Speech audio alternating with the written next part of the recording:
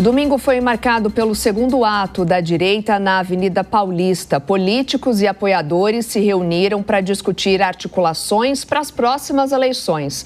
Sobre este assunto, recebemos o senador Flávio Bolsonaro, a quem eu já agradeço a gentileza da entrevista. Senador, muito bom dia para o senhor. Bom dia, Soraya. Bom dia, Nonato. Bom dia a todos que nos assistem. Uma grande honra estar aqui mais uma vez. Bom, senador, o senhor esteve ontem aqui na Avenida Paulista, participando dessa manifestação, ao lado também de outros parlamentares. Qual foi o principal recado que esse ato quis passar para o país? A gente presenciou algumas críticas, de que a manifestação desse domingo teve baixa adesão. Qual a sua avaliação sobre o público presente e o impacto político, então, desse ato? Não, primeiro, o mais importante, eu acho que foi uma manifestação muito positiva. Mais uma vez, conseguimos aprofundar e mostrar não só o Brasil, mas o mundo, Soraya, a grande perseguição que o Bolsonaro e todos aqueles que estão sendo acusados aí de ter tentado dar um golpe nesse país estão sofrendo. Cada vez mais, essa foi a primeira manifestação após o depoimento do presidente Bolsonaro. Então está muito claro para todo mundo, e ele pôde externar isso ali na Avenida Paulista, não apenas para as pessoas que estavam presentes, mas para as milhões de pessoas que também nos acompanhavam pelas redes sociais, um discurso que chegou também lá fora, em outros países, que ele não está passando por um processo judicial, ele está passando por uma grande inquisição. É muito constrangedor você assistir o Alexandre de Moraes, o juiz que vai julgar a causa, perguntando para as pessoas que estão sendo interrogadas qual era a intenção, era matá-lo, era prendê-lo. Quer dizer, uma pessoa que, obviamente, tem todo o interesse no resultado final de uma ação como essa, e por isso ele está julgando com o fígado. O Alexandre de Moraes está julgando com a raiva, com o ódio, tudo que um juiz não pode ter ao apreciar determinado assunto. Deveria ter imparcialidade, deveria ter serenidade, deveria ter equilíbrio. Então, cada vez mais as pessoas veem isso. Não à toa, o presidente Bolsonaro aparece em pesquisas no seu melhor momento eleitoral.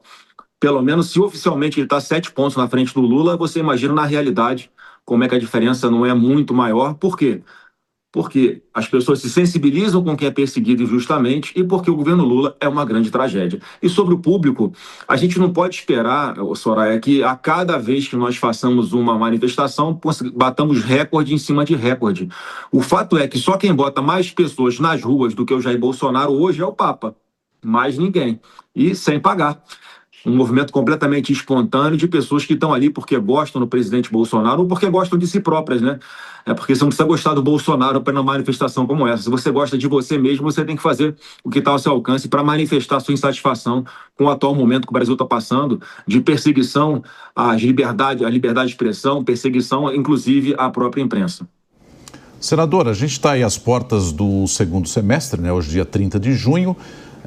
Qual é que é a prioridade do Congresso a partir do segundo semestre? E vai ser possível a gente ter um andamento de trabalhos à medida em que estamos às vésperas também de um ano eleitoral, e isso sempre é um dificultador? A gente tem ouvido falar muito de reforma política, com a discussão em torno do fim da reeleição para alguns cargos, reforma administrativa, taxação de super ricos.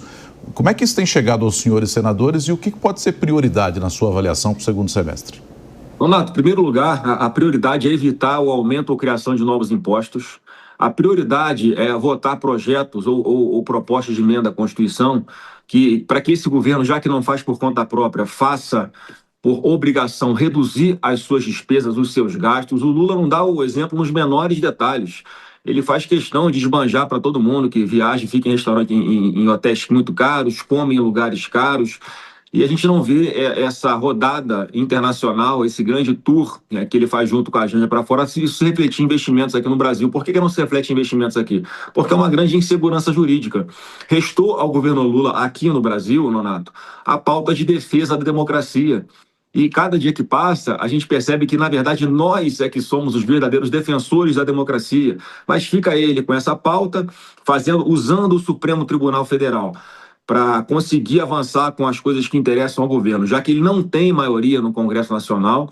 Essa última aí de ele usar um partido satélite, que é o PSOL, para buscar o Supremo, para garantir que o Imposto sobre Operações Financeiras, o IOF, ele possa aumentar, sendo que o Congresso acabou de derrubar, acabou de evitar mais esse aumento de impostos por parte do governo Lula, isso gera uma instabilidade muito ruim, uma insegurança jurídica muito grande, afasta investimentos.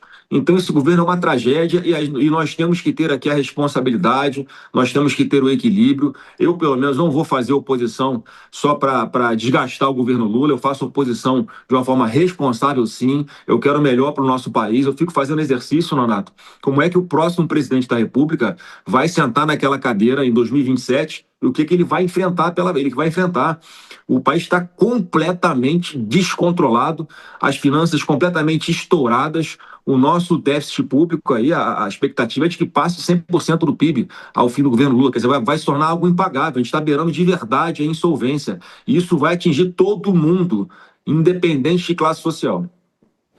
Conversamos com o senador Flávio Bolsonaro, a quem eu agradeço mais uma vez a participação e a gentileza da entrevista, senador. Um bom dia para o senhor, boa semana. Muito obrigado, um bom dia a todos e até o dia 7 de setembro na Paulista mais uma vez.